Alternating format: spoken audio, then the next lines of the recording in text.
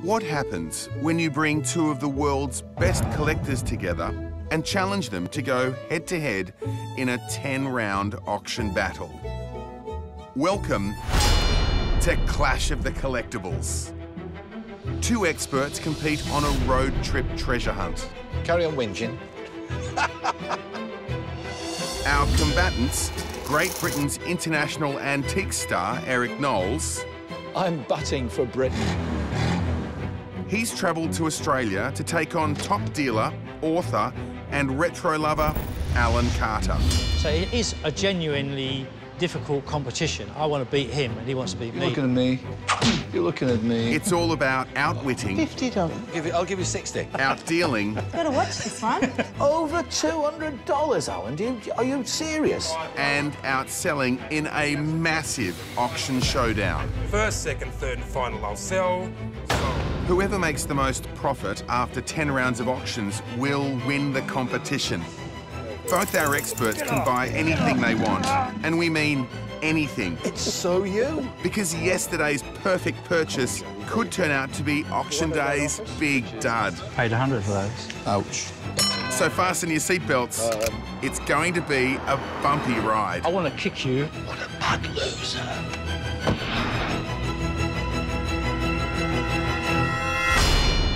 It's round 9, and the scores are neck and neck with 4 rounds apiece. On that happy note. Yes. What about this? What about say that again. That was a happy note. Having travelled up the New South Wales coast and into Queensland, the boys have left the capital, Brisbane, and are heading west into the country. So, we're on the road to Toowoomba, but we stop off on the way at a lovely little city called Ipswich. They're buying retail and selling at a no-reserve auction. This is going to be a tight battle to see who goes into the final with that vital one-win advantage. I tell you what, Eric, you know, even I think this is hot. Yeah. This, and I'm used to heat, but this has got to be 35 degrees, melting the asphalt there. Yeah.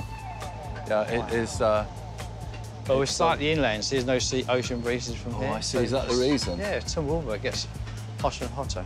Well, we're only at Ipswich at the moment. And Ipswich is halfway to Toowoomba, so we stopped in there at the Ipswich Antique Centre.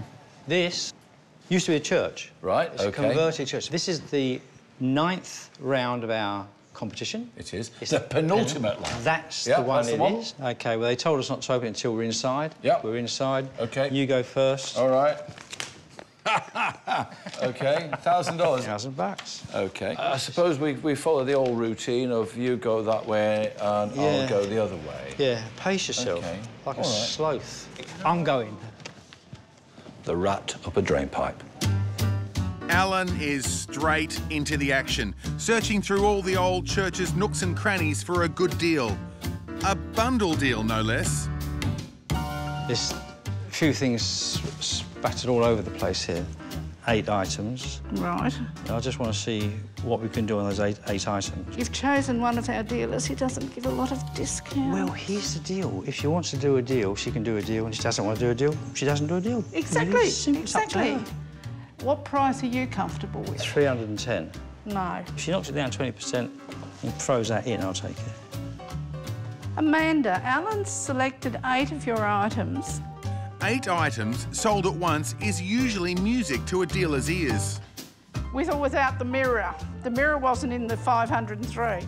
No, she's at 400 without the mirror. OK, no deal. No deal. Ruthless, Alan moves on, leaving all 8 items up for grabs. Will he have regrets about the no deal? Do you know, I never thought the day would come when I would say to somebody, what's the best price on your Van Gogh sunflowers? I mean, this is a dream. It's a dream you have, and you always wake up from it convinced that you've bought it. But there it is. There it is. Sadly a print. Yeah, we know that, but, you know, hey-ho. It's priced at 35 Australian dollars. What do you think your vendor would take for it? I would suggest that if you nominated 30, you'd be on a winner. I hereby nominate $30. Done. OK, excellent. Done.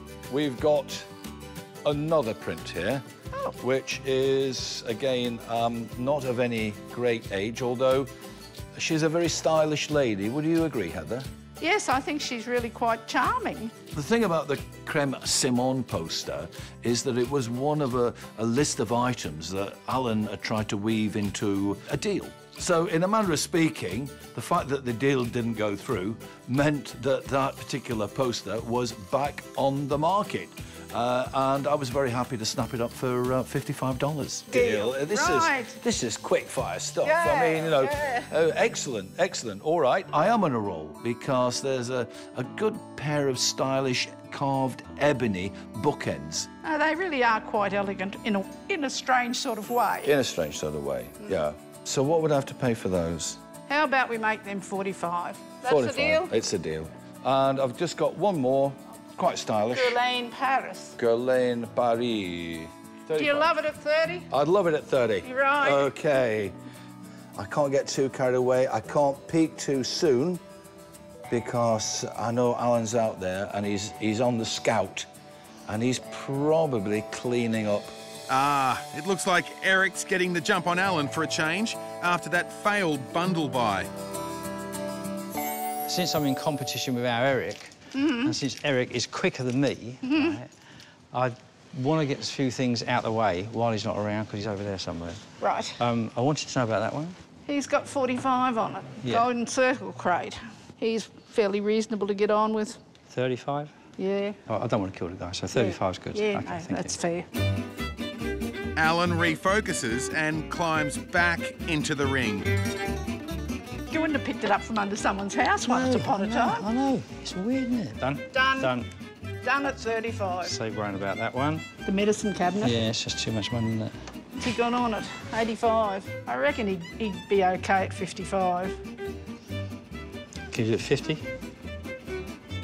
Oh, what the heck, he'll only kill me once. Yeah, he kill you once, yeah. And it's not a lot of difference, but it just makes it a bit different for us. Yeah. Putting it through auction. Yeah, OK. The big question, can these common household items make decent money at auction for Alan?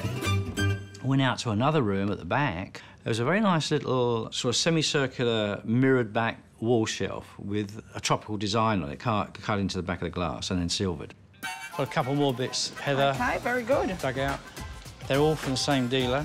That one, the vase, was marked 55. Yes. The two wooden vases, which are marked 45. So if we go 45, 55 is 100. That was 155. We take 20% off. That's her markup, isn't it? Yeah. So is that OK? Yeah, that's fine. OK, deal done. Thank you. Thank Told you. you, keep on doing it all day. I'm going to get some more. OK, very I'm having good. fun. Alan's being strangely nice to dealers' profit margins. Perhaps the summer heatwave has finally got to him.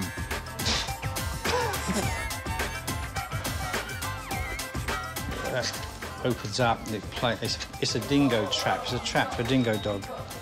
Imagine that, and it just stays there. Yeah, I've yet to see a koala in the wild, but if this is a baby, God, what must Mummy be like, eh?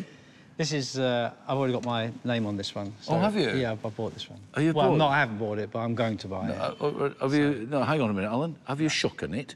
I've shook Have on you it. shook hands no, on I haven't this? shook on it. No. Well, then you We haven't shaken bought hands. it. You No, haven't no, bought I it. just said I haven't bought it, but I'm going to buy it. Oh, yeah? Alan's kidding, we hope. Listen, if you don't mind, I haven't quite finished, so... Go for your life, son. I will indeed. I'm going to find a tool.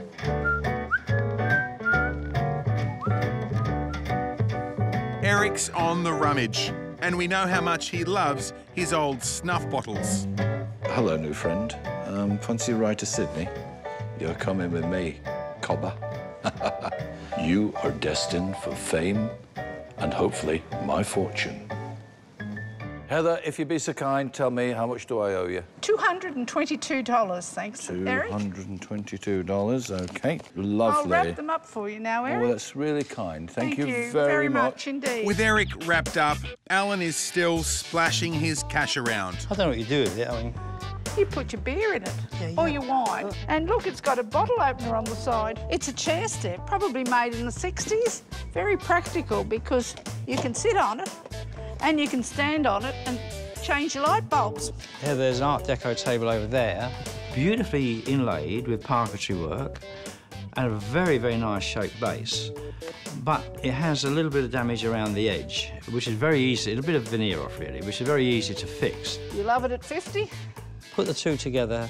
They're two different dealers. Oh, are they? Yeah. Oh, OK. 50 for that, 20 for the chair? Yeah, yeah. Okay. Sounds like a deal. That's another deal. Thank you very much. Right, 345 of your very best, thanks, Alan. Of my very best.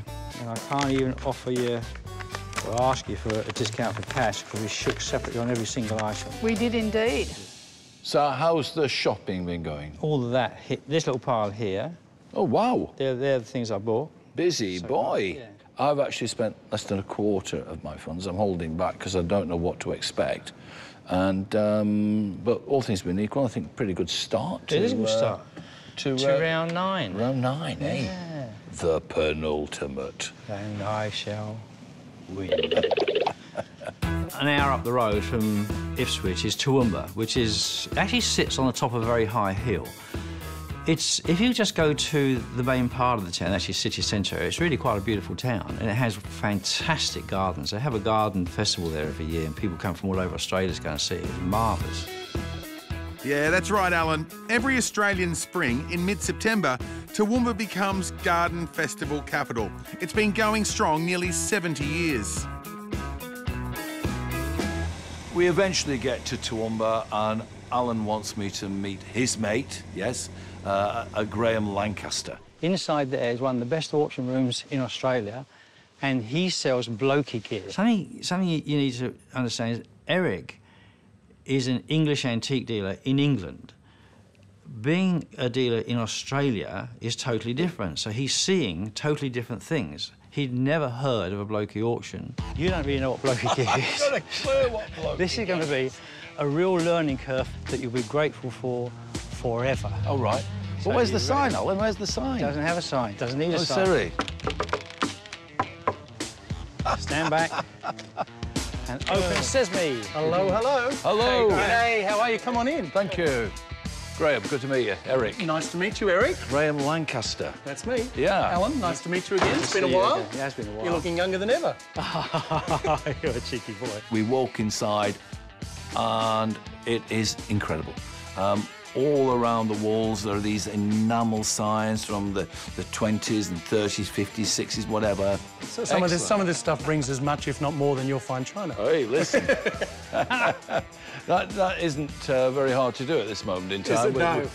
Not with the China market, Okay, anyway. fair enough. For instance, start on the bow. This Bowsy here? Yeah. Well, it's a 1920s Wayne.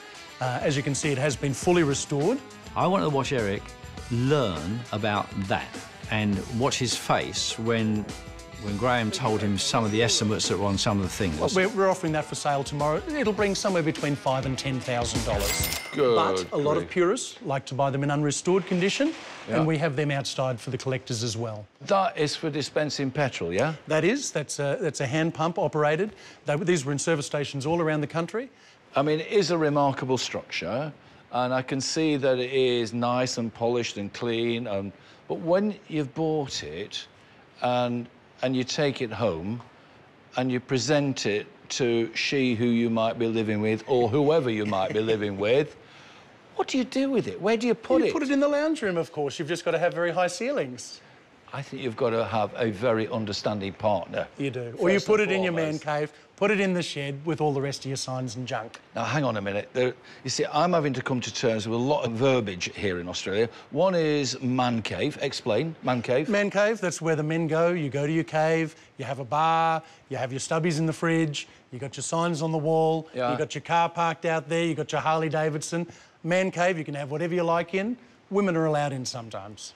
Right, OK, right. I'm learning what blokes in Australia want to collect because apparently you've got man caves. This is all new to me. In all honesty, you've got to have the right place for that, haven't you? Whereas See a sign with a sheep on like that, I mean, most people can accommodate that, can't they? They can, and that sign with the sheep on just happens to be one of the best signs in the auction here. English-made sign for the Australian market, Cooper's Sheep Dip, and that features the prize merino Binoki from New South Wales. That will bring 5 to 10 grand tomorrow. No. Yes, it will. Is there another sign in here that you would like to take home with you if you could? I think my favourite sign here is right up there on the wall, the Caballero cigarette sign. I think that must have been imported here to Australia. I don't think it was ever used or sold here. What would I have to pay for that thing, Graham? Look, again, it's $5,000 to $10,000. Where it ends, I don't know. For me, it was almost as if they were on a stage and I was watching a show between these two guys. And look at the superb original condition. You're saying that to me, in all honesty. I mean, the others are in better nick. And, you know, why is it always the rustiest one that is in the best condition? Repainted. The Triang's original, to get something of this age in that condition, is quite remarkable. Which is the star that we're looking at there? I would have to say Mr. Meltonian. Oh, right. Up here. Original again, 1930s plaster. OK, how much for Mr. Meltonian, then? Oh, it's a bit of an unknown quantity as well. I always say that, but we've estimated him around 1,000 to 1,500 again. Somewhere in that price range. We gravitate towards the ceramics. A lot of these teapots, the likes of which I have never seen before in my life. Oh, really? If I found a Rebecca at the Well teapot, how much would I be looking at? Not a lot of money. A good Rebecca at the Well teapot, 200 to 300. Okay. The Australian coat of arms up the top there, 1,000 to 2,000, something like that, because they're iconic Australian. Who's Father Bear? Oh, I see. This is somebody who's been eating my porridge. Exactly. And Mackenzie's in Brisbane, they sold the Three Bears rolled oats. Yeah. And these would have been giveaways, the porridge bowls and the little milk jug here. And again, very rare, very collectible and very sought after. Eric was shown what's called a chariot, and it looks like a Roman chariot, actually. Petrol pump, or Bowser. Bowser, oh, right, OK. Bowser was actually the company that made a lot of the pumps here in Australia, so it's like calling a vacuum cleaner a Hoover. OK. But it's a petrol pump. What they actually did is they'd put the fuel in the 44-gallon drum, and then the chariot on the wheels with the handles would be drawn out onto the tarmac, and they would fill aeroplanes, or they would fill the trucks out on the tarmac and that sort of thing, hence its name, the Chariot. Amazing. It's a must-have object, then, obviously. It's a must-have if you can get one. And again, it begs the question, you know, I mean, it is a remarkable thing. Where do you put it? Where do you put it? You put it in the man cave, of course. Of course you do. Of course, the man cave. Stupid of me. Well, again, I'm intrigued to know what somebody's going to have to pay for that. 5,000 to 10,000, but they have sold in the past up to 15,000, 20,000. Wow. But that's usually in original, untouched condition. So this has been restored, so the price has actually come down. OK, these are very rare items. Do you know what these are? Well, I recognise this for being a half-tester bed, yeah. That's what it is, but it's a little bit smaller than the usual. It is. They're actually a shop display piece or a salesman sample. And the Little Hills hoist, which, of course, is an Australian icon, your clothesline. Clothesline? That's the clothesline. I thought it was picking up a radio signal. That's a clothesline. That's early Australian history, the Hills hoist. Obviously, they're too big to put on display, so there it is. That's the one I want. Fantastic. Very rare little pieces. OK, how much? 1,000 plus. OK, how much? 500 plus. Interesting. It was, without question, a wonderful education, a wonderful opportunity to see great things. And the timing couldn't be more perfect because the auction is going to be happening the following day. And this auction only happens once a year. So I think I'm the right Brit in the right place at the right time. Let's go to the shade, Eric. It's about 38 degrees here. I've learnt to head for the shade in this place. Put your car in the shade, put your head in the shade. Right. Well, I think it's quite incredible. I mean, the sheer variety and the quality of what they've got in there, it beggars belief, it really does. You've never seen an auction like that before? I've never seen an auction like it before. Seen a tree like that before? No, I haven't. What are they? These are mangoes. No! So mangoes grow on trees, and they just grow in the streets here. Look how many mangoes you get on a branch. I'm just thinking what I pay for these in the UK. After leaving Graham, we walked down the hill, and just around the corner is the Toowoomba Antique Centre. This is the last centre we got in this round. This is the last shop in round 9. Yeah.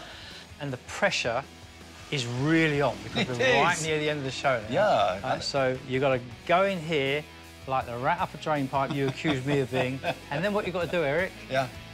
Fossick. Fossick, OK. I've got money to spend. I intend to spend it. Alan, I'll tell you what. What? You go that way, Okay, mate. and I'll go that way. OK. And I'll be in Scotland before you. It's a very tight, small antique centre, but really, really tight. There's no room in there. And the place is absolutely full to the gills. What's that? Does it work? It does. I'm surprised you're only the second person to do that today. Well, and I haven't even got long arms. No. Right, OK. With so much to choose from, it should be easy to buy. But the big challenge is being able to make a profit at auction on retail prices. Price to the hilt, and I'm, you know, put it into auction, I'm immediately going to lose money on it. So, but that's the rules of the game. I can't change that. So being an antique centre, each dealer's got a different idea on price. yeah. So you're looking for something to make some money on? Yeah, I am. I'm looking for something that's got appeal, that's got So what about a piece of Australian pottery? No, I'm looking for something that I'm probably looking for the impossible. I'm looking for something. I'm starting to feel the pressure now because I'm looking and I'm not finding. I see great things, and then I look at the price, and they're great prices, and they're not prices that are within my budget. And I honestly think that the Toowoomba Antique Centre was the toughest call because it took me a considerable amount of time to find enough items for me to do my total spend. Now, my total spend that was available to me was $278, and I knew I had to spend it. I'm looking for the impossible, I think, Sharon. I'm not going to be beaten. More searching in this amazing heat. So you found a couple of goodies? Yeah, just up the top on the left. I'll put them on the cabinet there. Oh, they're quality items. So these three, Yep. we spend our money, and Yep. then whatever we got at the end, we have to spend. All I've got left is $155. $155. That's what I've got. Holy So dooly. you've got to do a really good... This is nice, but it's highly priced. Yes. Right? And that's nice, not highly priced. That's nice, but highly priced. So what do you reckon you can do without killing yourself and without killing me? Well, without killing myself and without killing the dealers that they belong to, you've got 150. I've got 155. I would say I'm probably going to need about 200. I haven't got 200, I've got 155. Can you go up a bit more? No, the rules, I can't even put any more in my own money. The rules are you get a certain amount of money, you spend that money, that's it. That's it. And we can't go any further than that. Well... So it's a bit of an arm twister. It is a bit of an arm there's twister, a bit of space in but this. there's a bit of space in that one. So you can't borrow like another $20? No, you can't do anything. Trying to do a deal with her and watching her body language and seeing that the deal's really hurting her and she's thinking she doesn't want to do the deal, I started talking about the dogs and their photographs. When your daughter's dog sends photos to my dog... And so twisting her arm a little bit. It's not really fair. I think for the dog's sake, we could probably do something like that. Thank you very much. Thank you. Thank you. I know it's a hard one. Thanks That's a very hard much. one, but thank you. Alan's burnt through his dollars, but Eric still has $278 to spend. Sharon, could I have your assistance, madame? Sure. OK. What have we found? Oh, I'd like to look at the plate in the corner. That's a cracker, isn't it? You think so? It's all hand-painted. And so is this elaborate border. Good early gilding, because it's quite soft. Later in the 19th century, this became quite bright and quite garish. Sharon, OK, it's got 95 on it. What can we do it for? Do that one at about 60 for you. As Thank easy you. as that. OK. Now, I do like leaded glass shades, but this is not glass. This is Capis shell. They come alive when they've got light on them. OK, 30 it is. Come on. Lovely. Check it there. And I've just noticed something over my shoulder. What have you found over I here? noticed these two knights in shining armour. Oh, I've been looking for those. And, well, most women have. Yes, there they are. Usually on a white steed. You can find the right horse, you can have them for 100 for the pair. 100 for the pair. Can't say no, can I? Gosh. Thank you. This is some swift buying. Excellent. I picked that one out because I think all the shells are there. It's a nice one. It's an earlier one. Yeah? 1940s. That's one of the ones from Shallarama, which was in Harvey Bay. Their piece is quite recognisable. And this is actually a tin can. That would be an old jam can. Oh, right. Oh, I see what you mean. Look. Yeah. Amazing. OK. It's got a price of $44. Oh, keep it under the 30. We'll go to about 28 for you. 28? 28. Oh, I love doing business with you. Isn't it? It is as well.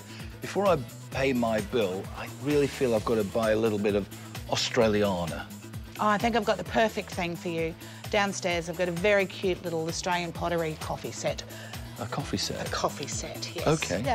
Shaz is very keen to get Eric into some Australiana. I've been looking at lots of Australian pottery, and I'm fascinated by it now.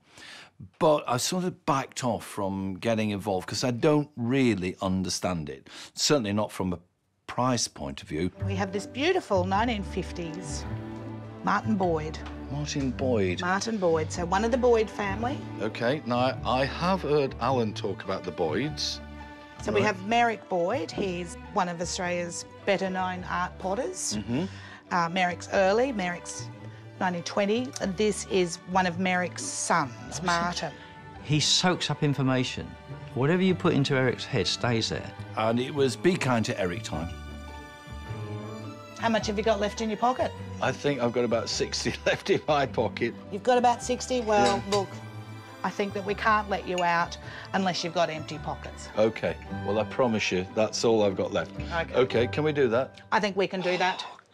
Hey, easy. Come on. You know, despite the time and the agony and whatever you want to call it, it was all well spent. Well, I told you I'd get it before you.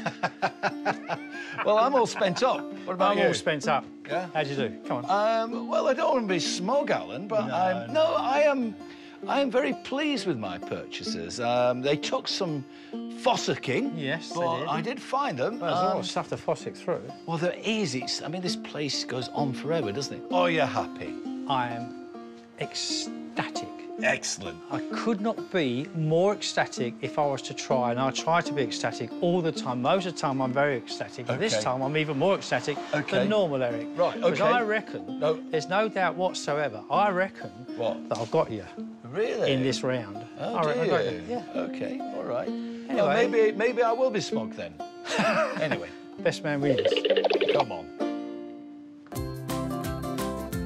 It's late afternoon in Toowoomba, Queensland's Garden City, and the day turns into a beautiful sunset. There's time for some rest back at the motel. Then, early next morning, the boys are back in town for that much-anticipated blocky auction. Good morning, sir. Thank you very much. Eric went into that auction with no idea what he was going to see. 1,000 straight up. You take a 250 now. $1,000. His level in the English trade is the top. That level with Graham is the top, but they don't understand each other's stuff. Righto, there's the golden fleece made by Gilbarco with the ram on top. Again, this is an iconic Bowser, great piece of Australiana, fully restored, ready to go into the man cave. 2,000 on the golden fleece, straight out. 2,000, I'll take a $250 bid now. Are we all out? All done? Well, as an auctioneer myself, you could say this is another day at the office, but my office never looked like this. Fantastic sign. Righto, give me 2,000 to go. All finished and done. 110, 110. All done and finished, $110. I'll take $25 bids now. 300 on the original Coke sign, 300 I've got. Superbly restored, absolutely beautiful. I'm going to start the bidding at 2,000. I've got the bid. $2,000 bid now. I'll take a $250 bid now. 2,000, I've got the bid at 2,000. 22.50. All done and finished on the big Wayne Conical at $3,750. Early and red. $3,750 Australian dollars. Someone's there? We did see some astonishing prices. I mean, truly astonishing. One of the auction stars is a classic 1930s French enamel tin sign. It was of a lady smoking a cigarette. That sign went for $5,750. Wow. Next up for sale, that huge Chariot petrol pump made for refuelling aeroplanes on the tarmac. 5,000, I've got the bid here now at 5,000. 5,250. 5,250 on the Chariot. 5,250, it's going to be sold. All out, all done, sold for 5,250 to 118. We've been looking for a Chariot pumped for quite a while. I'm actually from Adelaide, so we've flown up and we're going to buy some stuff and take it back. So, but we've got a lot of COR gear, so we're building a big shed with cars and bikes, so that's going to look really good in there. I love the man shed. Man-woman shed. An amazing dedication, you know, to your collection. You see something, you know, we're not talking about getting on a plane and flying up with a carrier bag and bring something back. We're talking about somebody driving a truck 2,000 kilometres each way. I mean, how much is the juice on that? So Graham is now in the main auditorium, but, you know, you'd think he'd be wearing a tie, wouldn't you? Come on, you know. There's got to be a certain amount of decorum. But there again, would you, in the best part of 38 degrees? Yeah, no, I mean that. 38 degrees, in case you're wondering, in the UK. Hot dang.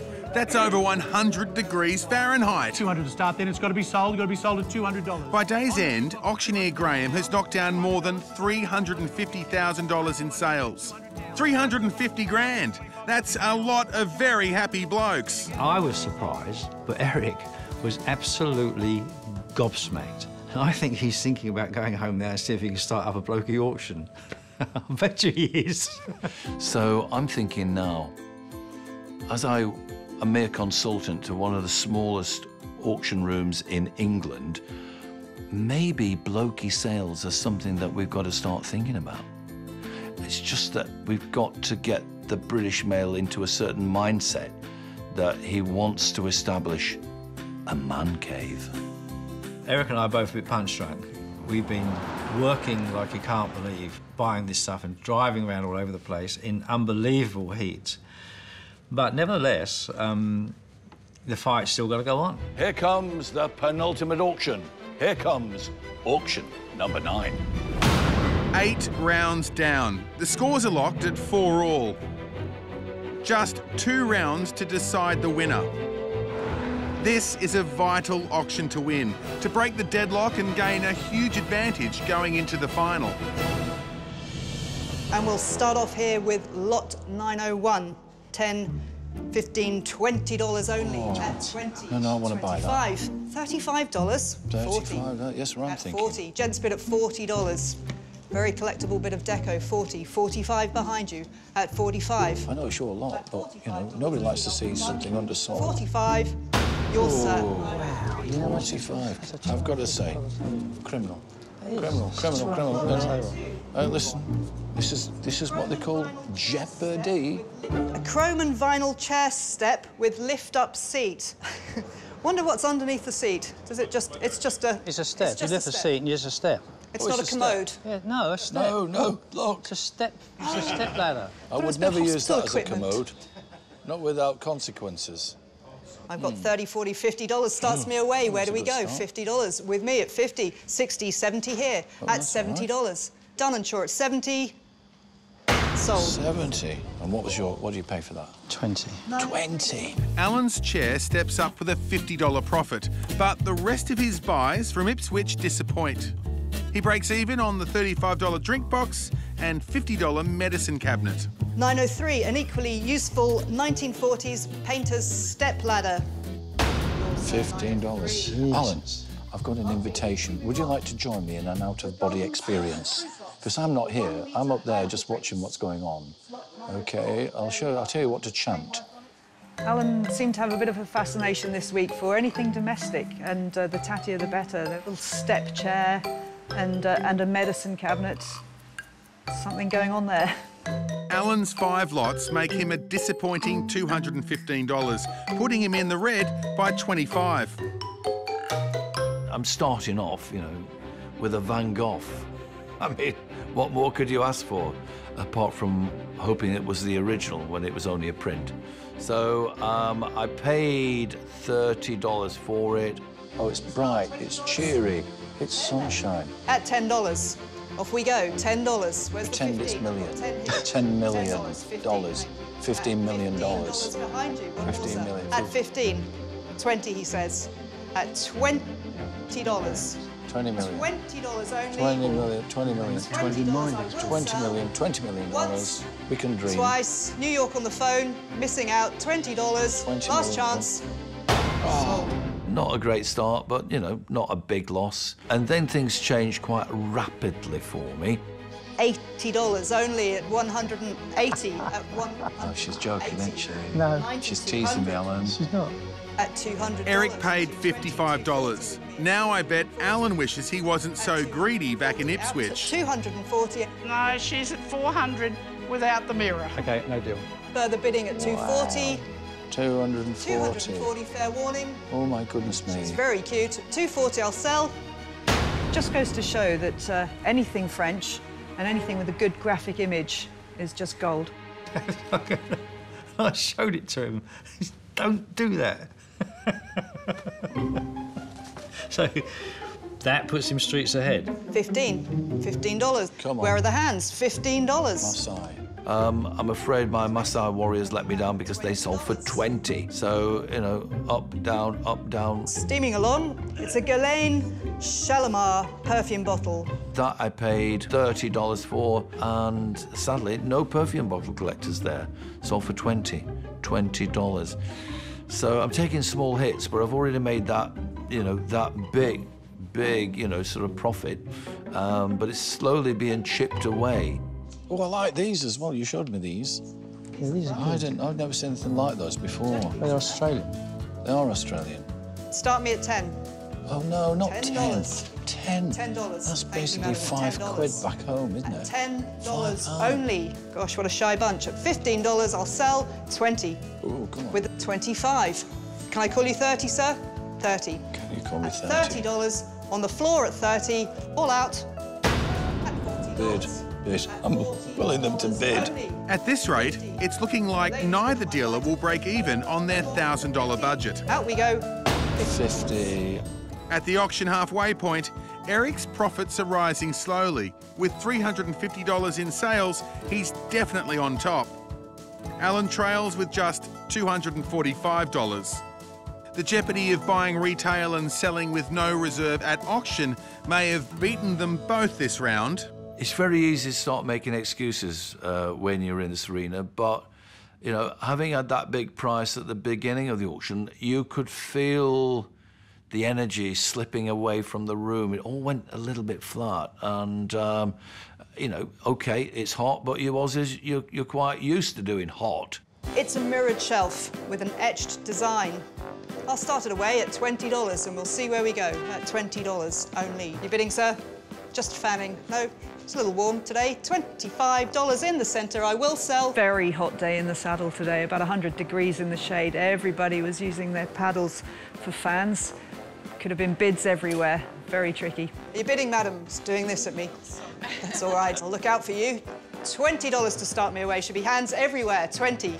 She wants it. Both Alan's mirrors reflect the failing chance of a decent profit. Wow. Esky, or chili bin, as we prefer to call them. You see, all these people are saying we had one of those when we were children, then nostalgia takes over and they start bidding on it. I've got a bit of interest here, and I'll start away with the absentees. $90, $100, $110, $120 to start at $120, no money at all. It does look good from there. I think the thing that's selling this is the bottle opener on the side, you know. $130, sold. That's a solid profit. Very cool. So that was a nice win for me. Here's the scoop. Alan has taken the lead with $465.